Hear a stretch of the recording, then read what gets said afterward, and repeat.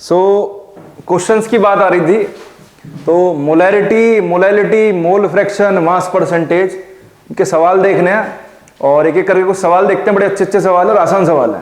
NCERT को target किया है, तो एनसीईआरटी के जो क्वेश्चंस हैं उन्हीं की बातें करूंगा पहले, ठीक है। देखिए जरा ध्यान से, सबसे पहला सवाल जो आपको दिया हुआ है, और इस पहले सवाल में क्या करा है देखो ध्यान से जरा। पहले सवाल में कह रहा है कैलकुलेट द मोलैरिटी। बेटा आपने मोलैरिटी निकालनी है, मतलब मोलैरिटी देखिए करने का तरीका जो है, molarity capital M equal to बेटा क्वेश्चन मार्क, मोलैरिटी आपसे पूछ ली है। आगे कह रहा है containing 20 gram of NaOH। Question में आपको सॉल्यूट दिया हुआ है कितना, 20 ग्राम, मतलब मास ऑफ NaOH कह लूं, या इसी NaOH को मैं नाम दे दूं बेटा सॉल्यूट, और मैं सॉल्यूट किससे डिनोट कर रहा था, WB से, और ये आपका कितना दिया हुआ है, 20 ग्राम दिया हुआ है। मास अगर पता लग गया तो तुरंत आपने निकालना फटाफट से मॉलिक्यूलर मास निकालना है, मतलब molecular mass of NaOH that is Mb बराबर कितना बेटा, Na का होता है 23, ऑक्सीजन 16 होता है, ये 1 हो गया, तो ये आपका कितना हो गया 40 ग्राम पर मोल, ठीक है, 40 ग्राम पर मोल हो गया, ठीक है। आगे कह रहा है 500 ml ऑफ द सॉल्यूशन, मतलब वॉल्यूम ऑफ सॉल्यूशन, मतलब वॉल्यूम ऑफ सॉल्यूशन आपको दिया हुआ है V बराबर कितना दिया हुआ है बेटा, 500 ml। बड़ा आसान सवाल है। अब मोलैरिटी का फॉर्मूला अगर पता है तो बड़ा आसानी से काम हो जाएगा। M बराबर WB upon MB into 1000 divided by volume of solution in millilitre. Put कर दीजिए जरा वैल्यूज को, क्या बनेगा 20 अपॉन 40 मल्टीप्लाई बाय 1000 अपॉन कितना बेटा 500, ये भी 2 टाइम्स हो गया, ये 1 और ये 2, और भैया ये तो बड़ा आसान आंसर आ गया। कैपिटल M बराबर आ गया 1 मोल पर लीटर, ये इसकी मोलैरिटी हो गई। सो इतना इजी है। लेकिन देखिए एक चीज हमेशा मैटर करेगी कि आपको क्वेश्चन का डाटा पता हो। डाटा कैसे, क्वेश्चन की शुरुआत कैसे करनी है, शुरुआत ऐसे करनी है, तो क्वेश्चन कह रहा है पहले उन्हीं बातें पे बात करो ना। क्वेश्चन ने कहा मोलैरिटी निकाल लिया, मैंने कर दिया M equal to question mark. Question ने कहा 20 ग्राम NaOH भी 1 है, तो मैंने लिख दिया मास ऑफ NaOH, और NaOH मेरा सॉल्यूट का काम कर रहा है, तो ये मेरा 20 ग्राम हो गया। और NaOH सॉल्यूट है, तो सॉल्यूट का मॉलिक्यूलर मास की मुझे जरूरत पड़ेगी, तो मैंने फटाफट से इसका मॉलिक्यूलर मास निकाल दिया, 40 ग्राम आ गया। और क्वेश्चन ने मुझे लास्ट में क्या दिया बेटा, वॉल्यूम दिया 500 ml, तो मैंने वॉल्यूम लिख दिया। तो देखिए अगर आपको फॉर्मूला पता है और आपको डाटा कलेक्ट करना आ गया क्वेश्चन में से, तो क्या न्यूमेरिकल कोई बहुत बड़ी चीज थोड़े ना है, लास्ट में यूनिट लगाओ, काम खत्म करो अपना, सिंपल जैसा कहते हैं, इजी न्यूमेरिकल बिल्कुल, ठीक है। अगला सवाल देखो जरा,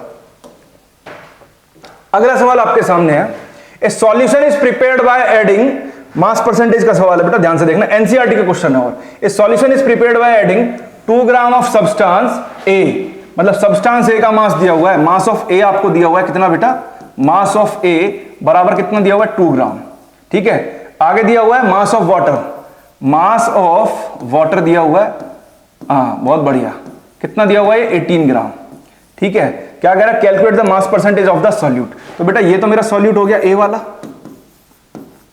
दोनों का मास गिवन है, तो कैसे निकालेंगे, मास बाय मास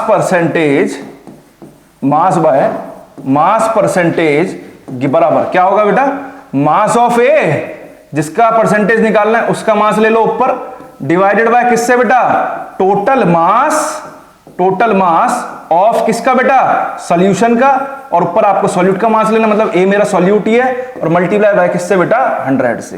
तो क्या बनेगा बेटा, ए का मास कितना दिया हुआ है 2 ग्राम, टोटल मास कितना हो गया 18 + 2 इंटू 100, तो ये कितना हो गया 2/20 इंटू 100 हो गया, 25 × 100, 5 × 10, कितना आंसर आ गया इसका, 10% इसका आंसर आ गया।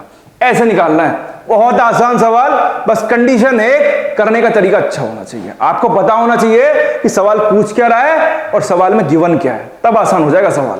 और अगर आपको फॉर्मूला पता है, नहीं पता तो आप बैठे रहो, है ना, जब पेपर में बैठते हैं ना सवाल नहीं आता, कैसे देखते हैं ऊपर, ऐसे थोड़ी देर ऐसे नीचे देखेंगे, ऊपर नीचे देखेंगे, फिर क्या करेंगे, फिर साइड वाले की तरफ देखेंगे, और साइड वाला निकल जाए नालायक, 1 नंबर का नालायक कैसा, कहते मैं ना बता रहा, तो फिर आप समझ जाओ आपका क्या होगा, समझ रहे हो ना। घर तक जाते जाते फिर यही सोचोगे पापा बस आज छोड़ दें कैसे करके, ठीक है। तो ऐसी परेशानी आएगी नहीं, हालांकि तो आपने बस काम क्या करना है, काम एक ही करना है आपने, ज्यादा से ज्यादा पेन और कॉपी का यूज करना है। फॉर्मूले कोई बहुत ज्यादा हार्ड नहीं है, सवाल करने का तरीका आपको आना चाहिए बस, ठीक है बेटा। चलिए आगे देखते हैं जरा, अगला सवाल बहुत शानदार सवाल, और ये very very very very very very special कहता हूं मैं, इंपॉर्टेंट नहीं कहता भैया, वीवीआईपी जिसे कहते हैं, वीवीआईपी सवाल सीखने के लिए बहुत कुछ है इसके अंदर। वीवीआईपी क्यों कह रहा हूं, समझना भी ध्यान से इसे। और वीवीआईपी सवाल मेरे बड़े फेवरेट है। ये देखो जरा, एनसीईआरटी का ही भैया एग्जाम्पल है, लेकिन बच्चे पता नहीं क्यों इसे छोड़ के आते हैं। इस क्वेश्चन में साफ साफ लिखा हुआ है the density of 3 molar solution of NaCl। पहले तो भैया इस लाइन का मतलब समझो, ये लिखा है 3 capital M solution of NaCl। इस लाइन को पढ़ेंगे कैसे एक्चुअल में? ये कैपिटल M जो है क्या बताना चाह रहे हैं? 3 कैपिटल M लिखा है, 3 कैपिटल M का मतलब मोलैरिटी है। और मोलैरिटी किसके बारे में बात करती है? मोल्स के बारे में। ध्यान से सुनना, मोलैरिटी किसके बारे में बात करती है? मोल्स के बारे में। किसके मोल्स के बारे में? सॉल्यूट के बारे में। और यहां क्वेश्चन में जो सॉल्यूट है वो क्या है आपका? NaCl। कैसे पढ़ेंगे इस लाइन को? ध्यान से देखो, सबसे पहले लिखा है 3 लिख दिया। M लिखा है, M का मतलब क्या है? कैपिटल M मोलैरिटी है, लेकिन मोलैरिटी हमें, मोलैरिटी हो चाहे मोलैरिटी हो, ये हमेशा और हमेशा किसके बारे में बात करेंगे? मोल्स के बारे में। तो कैसे लिखूंगा? 3 मोल्स किसके बेटा? 3 मोल्स ऑफ किसके बेटा? NaCl के। 3 moles of NaCl present in किसमें? मोलैरिटी कहां प्रेजेंट होती है? 1 litre 1000 litre. 3 moles of NaCl present in 1 litre और 1000 मिलीलीटर ऑफ सॉल्यूशन। कि 3 मोल प्रेजेंट है किसके? NaCl के 1 लीटर या फिर 1000 मिलीलीटर ऑफ सॉल्यूशन के अंदर। तो मतलब ये 3m लिखा हुआ है ना, कुछ भी नहीं है, ये दिए हुए हैं हमें नंबर ऑफ मोल्स। क्या दिए हुए हैं? Number of moles. किसके दिए हुए हैं ये? Of NaCl। मतलब n सॉल्यूट है, सॉल्यूट के लिए b लगाएंगे, तो NB बराबर 3 दे दिया। ठीक, आगे बढ़ जाओ। क्वेश्चन ने डेंसिटी दी हुई है सॉल्यूशन की, मतलब density of solution, density of solution. बेटा D बराबर, ये कितना दिया हुआ है? 1.25 ग्राम पर मिलीलीटर दिया हुआ है। आगे कह रहा है calculate the molality of the solution, मतलब मोलैलिटी बराबर ये हो गया M equal to question mark. अब मुझे मोलैलिटी का फॉर्मूला पता है, मैं फटाफट से लिखता हूं। M बराबर WB मतलब mass of solute divided by molecular mass of solute MB into 1000 divided by WA मतलब मास ऑफ सॉल्वेंट इन ग्राम। मेरे पास क्या टर्म है और क्या टर्म नहीं है बेटा, मैं ध्यान से देखना, मैं एक चीज करने वाला हूं। ये जो WB अपॉन MB लिखा हुआ है बेटा, इसको मैं ये भी तो लिख सकता हूं, NB बराबर WB अपॉन MB, मतलब मोल्स भी तो लिख सकता हूं। मतलब ये भी तो फॉर्मूला बन सकता है कि स्मॉल m बराबर यहां NB मतलब मोल्स कर दिया, मल्टीप्लाई बाय 1000 अपॉन WA इन ग्राम। देखिए सवाल कितना आसान हो गया। मेरे पास नंबर ऑफ मोल्स की वैल्यू है ऑलरेडी, कितनी है बेटा? 3 है। और मुझे निकालना क्या है? Mass of solvent. अगर ये WA मुझे पता लग गया तो मेरा सवाल सॉल्व हो जाएगा। और WA निकालना कैसे है, ये मेरी बात ध्यान से सुन लेना, बहुत ध्यान से, जिसे कहते हैं सवाल अच्छा है, टाइम लगेगा थोड़ा सा जिसे कहते हैं, लेकिन इस सवाल से आप बहुत कुछ सीख गए। जैसे कि पहली वाली लाइन मैंने लिखी है ना बेटा, कि किसी भी सवाल में ऐसे लिखा आ जाए 3 मोलर 1 मोलर 3 कैपिटल M, कुछ भी आ रहा है, उसे पढ़ने का तरीका समझो। पढ़ना कैसे है, कैसे पढ़ना है, ध्यान से सुनो। कि 3 मोल्स प्रेजेंट है किसके? NaCl दिया हुआ है, NaCl। कोई अदर कंपाउंड दिया है, अदर कंपाउंड लिख दो। और कैपिटल M लिखा हुआ है, तो मतलब किसकी बात कर रहे हैं? मोलैरिटी की। और मोलैरिटी का मतलब क्या है? कि मोल्स प्रेजेंट है किसमें? 1 लीटर और 1000 मिलीलीटर ऑफ सॉल्यूशन के अंदर। इस तरीके से तो एक तो आज आपने ये चीज सीखी बहुत अच्छी वाली, डेंसिटी गिवन है, डेंसिटी से मास ऑफ सॉल्वेंट पर कैसे आएंगे, ये थोड़ा सा देखते हैं जरा, बड़े मजेदार कहानी होने वाली आगे की। देखो ध्यान से, मैं बेटा एक चीज सिखाता हूं आपको। किसी भी सॉल्यूशन का जो मास होता है, किसी भी सॉल्यूशन का जो मास होता है, मास ऑफ सॉल्यूशन बराबर ये किसके होता है बेटा? मास ऑफ सॉल्यूट प्लस किसके बेटा? मास ऑफ सॉल्वेंट के। Mass of solute plus mass of किसके? सॉल्वेंट के। ठीक है बेटा। अब मुझे सॉल्यूशन का मास तो पता ही नहीं है, लेकिन मैं निकाल सकता हूं बेटा उसको। कैसे निकालूंगा भाई? बड़ा ही आसान काम हो जाएगा ये भी, जब डेंसिटी हमें गिवन है। डेंसिटी बराबर कितनी दी हुई है? 1.25। ठीक है, डेंसिटी बराबर 1.25 दी हुई है। और ये आपका कितना हो गया? डेंसिटी इक्वल टू क्या होता है? Mass upon volume. और वॉल्यूम ऑफ सॉल्यूशन मुझे कितना लेना है? 1000 मिलीलीटर। तो ये हो गया मेरा 1.25 बराबर M अपॉन V। ठीक है, V कितना है मेरा? सॉरी, V भी पुट करना है मुझे। V कितना है मेरा? V हो गया मेरा बेटा कितना? 1000। इसे क्यों रफ कर रहे हैं? चलिए ठीक है, कोई बात नहीं। V यहां पे एज इट इज रखा और ये हो गया आपका 1000। तो M बराबर कितना हो गया बेटा? 1000 मल्टीप्लाई बाय 1.25, तो m बराबर कितना हो गया 1250 ग्राम। 1250 ग्राम मास आ गया किसका, सॉल्यूशन का। डेंसिटी अगर सॉल्यूशन की होगी तो मास भी सॉल्यूशन का आएगा निकल के। अब सॉल्यूशन का मास 1250 ग्राम, तो ये रख दो आप, ठीक है भैया, बहुत बढ़िया। और मास ऑफ सॉल्यूट आप निकाल ही सकते हो कि सर कहां से निकालेंगे, देखो यहां से निकालेंगे। नंबर ऑफ मोल्स बराबर मास अपॉन मॉलिक्यूलर मास, यही होता है। मोल्स मैंने आपको 3 दिए, NaCl का मास नहीं पता, लेकिन NaCl का मॉलिक्यूलर मास मैं जरूर निकाल सकता हूं।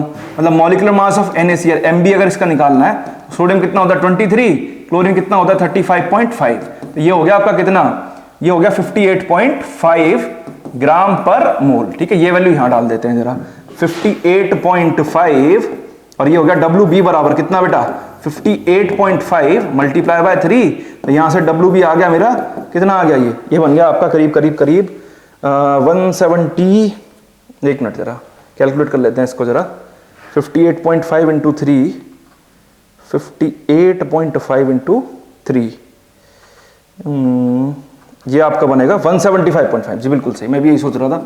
हाँ कह रहा तो आप सोचोगे ही सर हैं, कैलकुलेटर जो निकाल दिया आपने। ठीक है भैया, सवाल जल्दी कराना इसलिए कैलकुलेटर का यूज करना पड़ता है, वरना मैं यहां मल्टीप्लाई कहां तक करूंगा। चलिए, मास ऑफ सॉल्यूट आ गया मेरा बेटा कितना 175.5, 175.5 ये आ गया, और यहां से मेरा क्या निकलेगा बेटा, मास ऑफ सॉल्वेंट। बहुत शानदार एकदम। तो मास ऑफ सॉल्वेंट बराबर कितना हो जाएगा कि सर मास ऑफ सॉल्वेंट जो है वो आपका बराबर हो जाएगा किसके, 1250 minus 175.5 which is equal to, sir ये भी माइनस करोगे आप, जी हाँ बिल्कुल करना पड़ेगा, देखिए फटाफट से, ये आएगा आपका 1074.5 ग्राम। ये आ गया mass of solvent, that is WA, ये इतना आ गया। ठीक है, अब तो कर सकते हो, नहीं कर सकते, हाँ जी अब तो बिल्कुल हो जाएगा। मोलरिटी बराबर वही NB अपॉन कितना बेटा WA, किस में लेना है मास ऑफ सॉल्वेंट, ग्राम में, और मल्टीप्लाई किससे 1000 से। मोल्स की वैल्यू कितनी आ रही है 3 आ रही है, multiply by 1000 divided by mass of solvent 1074.5, मतलब ये हो गया 3000 डिवाइडेड बाय 1074.5, डिवाइड कर लेंगे, जो भी आएगा, जो भी क्या आएगा, ये आपका आएगा सीधा 3000 divided by 1074.5 which is equal to 2.79 approx मान लो 2.8 इतना मोल पर केजी। ये आपका आंसर आ गया। सवाल में सीखने लायक क्या था, सवाल में सीखने लायक ये था कि पहले तो ये स्टेटमेंट पढ़ना आ गया, आपको आ गया होगा आई होप, नहीं आया तो प्लीज दोबारा ट्राई करना इसको। ठीक है, और दूसरी चीज क्या सीखी कि डेंसिटी अगर गिवन है तो उस डेंसिटी से मास ऑफ सॉल्वेंट कैसे निकालना है। देखो डेंसिटी अगर गिवन थी, डेंसिटी इक्वल टू मास बटे वॉल्यूम लगाया, लगाने के बाद में यहां डेंसिटी की वैल्यू रखी, वॉल्यूम मैंने रखा 1000, तो यहां से मेरा मास आ गया निकल के। और मास ऑफ सॉल्यूशन किसके बराबर था, mass of solute plus mass of solvent. तो सॉल्यूशन का तो मुझे पता लग गया, लेकिन सॉल्यूट का कैसे निकाला कि सर नंबर ऑफ मोल्स मुझे पता थे 3 थे, और नंबर ऑफ मोल्स बराबर given mass upon molecular mass, तो यहां से मेरे सॉल्यूट का मास आ गया इतना, और फिर यहां से आ गया मास ऑफ सॉल्वेंट। तो एक अच्छा सवाल था, और एग्जाम्स में, स्कूल एग्जाम्स में मोस्टली मिलता ही मिलता है, ये मान के चलो ठीक सवाल है, अपने आप में कह सकते हैं कि हाँ अच्छा सवाल जिसे कहते हैं। ठीक है, अगला सवाल देखते हैं जरा, आई होप आपको ये समझ में आया हो, थोड़ा बड़ा सवाल था, और आगे कंटिन्यू करते हैं जरा। देखिए अगला सवाल मोल फ्रैक्शन के ऊपर है, और आई होप ये आपको समझ में आ जाए बढ़िया तरीके से। तो मोल फ्रैक्शन, मोलैरिटी, मोलैलिटी और मास परसेंटेज, 4 सवाल हमारे कंप्लीट हो जाएंगे, और एक सवाल आज को मैं होमवर्क में आपको देखे जाऊंगा, और आपसे ऐसी उम्मीदें हैं कि आप उसे सॉल्व जरूर करेंगे, और कमेंट बॉक्स में उसका आंसर कमेंट करना, और देखते हैं कितने बच्चे उसका सही जवाब दे पाएंगे। सही दिया तो इसका मतलब आप सीख गए, नहीं दिया तो आप सीखे हैं, लेकिन उसमें आपको और थोड़े से एफर्ट लगाने पड़ेंगे। मैं ये नहीं कह सकता आप नहीं सीखे, हो सकता है आपको समझ में आ गया हो, लेकिन सवाल ना हो पाया हो। ठीक है, देखिए जरा ध्यान से, क्वेश्चन कह रहा है बेटा 23 ग्राम ऑफ इथाइल अल्कोहल, बहुत बढ़िया। मास ऑफ इथाइल अल्कोहल सबसे पहले दिया हुआ है, मास ऑफ इथाइल अल्कोहल, ये भैया बराबर है किसके 23 ग्राम दिया हुआ है। ठीक है बेटा, आगे कह रहा है molar mass of ethyl alcohol, ये भी दिया हुआ है, कितना molar mass of ethyl alcohol, ये भी दिया हुआ है। भाई कितना आसान काम कर दिया तुम्हारा, कैलकुलेशन भी बड़ी इजी कर दी इसकी तो सही में। ठीक है सर, कर ही क्यों रहे हो, फिर छोड़ दो इसे, नहीं करेंगे भाई, सिखाना है ना। फिर आगे कह रहा है इन 54 ग्राम ऑफ वाटर, मतलब मास ऑफ वाटर दिया हुआ है, मास ऑफ वाटर दिया हुआ है, और ये आपको दिया हुआ है कितना 54 ग्राम दिया हुआ है। और आगे क्या दिया हुआ है बेटा आपको, आगे दिया हुआ है मोलर मास। क्या दिया हुआ है, मोलर मास ऑफ, किसका दिया हुआ है बेटा, वाटर का। कितना दिया हुआ है, ये दिया हुआ है 18 ग्राम पर मोल। मेरे ख्याल से तो क्वेश्चन हो जाना चाहिए, है ना। ये आपको गिवन है सबसे पहले मास एल्कोहल का, फिर इथाइल एल्कोहल का molecular mass, mass of water, molar mass of water. ये चार चीजें गिवन है। कैसे सॉल्व आउट करेंगे, मोल फ्रैक्शन पूछ रहा है किसका, इथाइल एल्कोहल का और वाटर का। बड़ा आसान काम है और क्वेश्चन भी ठीक है, मतलब इजी कैलकुलेशन है, ये मान के चले आप जिससे कहते हैं। तो सबसे पहले निकालेंगे mole fraction of ethyl alcohol. तो मोल फ्रैक्शन इथाइल अल्कोहल निकालने से पहले अगर आपको मास और मॉलिक्यूलर मास गिवन है बेटा, तो सबसे पहले आप मेरे अकॉर्डिंग एक काम सबसे पहले किया करें, जो मैंने आपको स्टार्टिंग में बात बोली थी, ग्राम किलोग्राम में बातें नहीं होती केमिस्ट्री में। केमिस्ट्री में बातें होती है किसमें, मोल्स में। मोल से निकालना है सबसे पहले। ग्राम किलोग्राम कुछ भी दिख जाए फटाफट से आंख खोल के, सॉरी आंख बंद करके नहीं, आंख बंद करके सवाल नहीं होते, गलत हो जाते हैं फिर। तो सबसे पहले निकालेंगे moles of ethyl alcohol. Moles of ethyl alcohol, moles का फॉर्मूला बेटा given mass divided by molecular mass. Given mass कितना आपका 23 डिवाइडेड बाय कितना बेटा 46। तो ये कितना आ गया बेटा, इसका 1/2 आ गया, मतलब कितना हो गया ये 0.5। ठीक है बेटा, इसके मोल्स आ गए। फिर इसके बाद में moles of water. Moles of water, moles of water कैसे निकालोगे बेटा, मास ऑफ वाटर कितना आपका 54 डिवाइडेड बाय किससे बेटा 18। तो ये हो गया सिंपल कितना 18 3 जा 54, 3 मोल्स आपके वाटर के आ गए। ठीक है, अब आपने निकालना है mole fraction of ethyl alcohol. Mole fraction of ethyl alcohol ये किसके बराबर होगा कि sir moles of ethyl alcohols, moles of ethyl alcohol divided by moles of ethyl alcohol, moles of ethyl alcohol plus number of moles of किसके बेटा water के।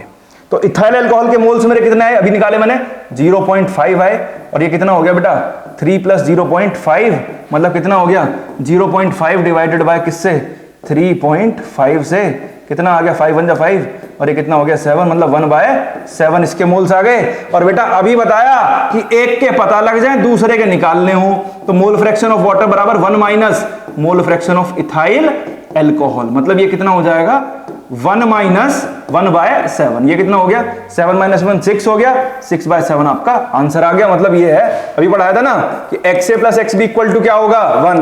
ये दो कंपोनेंट के मोल फ्रैक्शन का सम एक के बराबर होगा, एक का पता लगाओ दूसरे का अपने आप निकल जाएगा। कैसे निकलेगा, XB बराबर 1 - XA। तो ये देखा हमने मोल फ्रैक्शन का एक छोटा सवाल, इसमें कैलकुलेशन बहुत ही आसान थी, कोई ऐसा खास नहीं था, लेकिन एनसीईआरटी को कवर करने की कोशिश कर रहा हूं मैं, तो एनसीईआरटी में से छोटे छोटे सवाल आपको मिल जाएंगे। एक सवाल जो मैं आपको आज घर के लिए देके जा रहा हूं, होमवर्क है आपका आज का, और कमेंट बॉक्स में कमेंट करना आपका क्या आंसर आ रहा है, और नहीं होता है तो मैं इस क्वेश्चन को नेक्स्ट सेशन में जरूर डिस्कस करूंगा आपसे। ठीक है, क्वेश्चन क्या है, calculate the mole fraction of benzene. Calculate the mole fraction of benzene आपने निकालना है।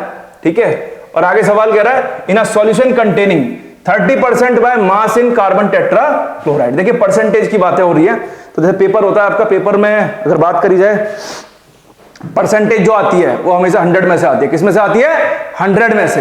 तो कभी भी अगर परसेंटेज की बात करें ना सवाल, तो उसमें सबसे पहली लाइन तो एक यही लिख देना, सबसे पहली लाइन जो मैं लिख के जा रहा हूं आज, let mass of solution, let mass of solution be 100 gram. कि सर 100 ही क्यों ले रहे हो, क्योंकि बेटा परसेंटेज 100 में से आएगी। अब 100 में से परसेंटेज आई मतलब पूरा मास मेरे पास 100 ग्राम है, उस 100 ग्राम में से क्या दिया हुआ है, the calculate the mole fraction of benzene in solution containing 30% by mass in carbon tetra chloride. कि कार्बन टेट्रा क्लोराइड और बेंजीन को मिक्स किया हुआ है, और मिक्स करने के बाद में क्वेश्चन कह रहा है कि बेंजीन जो है 30% प्रेजेंट है CCl4 के अंदर, मतलब 100 में से 30 ग्राम तो बेंजीन हो गया और 70 ग्राम क्या हो गया कार्बन टेट्रा क्लोराइड। दोनों के मास हो गए, दोनों के मॉलिक्यूलर मास हो जाएंगे। बेंजीन का फॉर्मूला बता देता हूं, बेंजीन का फॉर्मूला क्या होता है बेटा, बेंजीन का फॉर्मूला होता है आपका C6H6। तो इसका आप मॉलिक्यूलर मास निकाल सकते हो 12 × 6 + 1 × 6, ये आएगा आपका 78। CCl4 की अगर बात करूं कार्बन टेट्रा क्लोराइड की, कार्बन टेट्रा क्लोराइड की अगर मैं आपसे बात करूं, तो कार्बन टेट्रा क्लोराइड का फॉर्मूला होता है बेटा कितना, सॉरी CCl4, तो ये हो गया कितना 12 + 35.5 × 4, और ये आपका कितना हो जाएगा, ये हो जाएगा लगभग 71, और 71 कितना हो गया आपका 142 + 12 154 हो जाएगा। तो यहां से आप ये निकाल सकते हो 154 ये हो गया 78। इसका मास कितना हो जाएगा 30 ग्राम, ठीक है, और इसका कितना हो गया 70 ग्राम। दोनों के मास और मॉलिक्यूलर मास पता लग गए। दोनों के क्या निकालोगे इसके बाद मोल्स, मोल्स के बाद मोल फ्रैक्शन, और आंसर कमेंट करना कमेंट बॉक्स में, चेक कर दे कितना आपने सीख लिया, ठीक है। सो नेक्स्ट क्लास जो स्टार्ट करेंगे कुछ एक दो अच्छे क्वेश्चंस के साथ, और फिर उसके बाद में स्टार्ट करेंगे आपका मोल कॉन्सेप्ट, क्योंकि डिमांड थी आपकी कि लिमिटिंग रिएजेंट और स्टोइकियोमेट्री सर हमें पढ़ना है, तो देखो उसके लिए तो वो पढ़ना पड़ेगा मोल कॉन्सेप्ट आपको, और फिर उसको करने के बाद में फिर अच्छे अच्छे क्वेश्चन बनाएंगे मोल कॉन्सेप्ट पर, और धीरे धीरे ऐसे ही ये कारवा चलता रहेगा। देखिए पेन और कॉपी का यूज जरूर करें, मेरी आपसे रिक्वेस्ट है, पेन और कॉपी का यूज जरूर करें। देखिए उससे क्या होगा, आपको अगर सीखना है तो सीखने के लिए बेटा अपने एफर्ट जरूर लगाने पड़ेंगे। आप अगर एफर्ट नहीं लगाओगे मेरे यहां पढ़ाने से, चाहे मैं ऑफलाइन पढ़ा दूं चाहे ऑनलाइन पढ़ा दूं, मेरे पढ़ाने से कुछ नहीं होने वाला। जब तक आपके एफर्ट्स नहीं आएंगे तब तक आपका आउटपुट नजर नहीं आएगा। सो मेरी रिक्वेस्ट रहेगी आपसे कि अगर आप लेक्चर देख रहे हैं प्लीज ये दिखाएं कि हां मैं सीखने की कोशिश कर रहा हूं। आप सीखेंगे तो इसका फायदा आपको जरूर मिलेगा। देखिए बेसिक्स तो एटलीस्ट स्ट्रांग होने चाहिए ना, बेसिक्स अगर स्ट्रांग हो गए तो आपको कहीं भी कोई प्रॉब्लम नहीं आएगी, ये मैं लिख के दे सकता हूं। बेसिक्स आपको सीखने पड़ेंगे। सो नेक्स्ट लेक्चर में जैसा आपको बताया कुछ सवाल और मोल कॉन्सेप्ट के साथ स्टार्ट करेंगे। तब तक के लिए मिलते हैं आगे, और मैं आपसे ये नहीं बोलता कभी भी लाइक शेयर सब्सक्राइब, आपको अगर अच्छा लगेगा तो आप अपने आप ये काम करोगे, मेरे कहने की जरूरत भी नहीं पड़ेगी शायद, ठीक है। चलिए मिलते हैं नेक्स्ट लेक्चर में।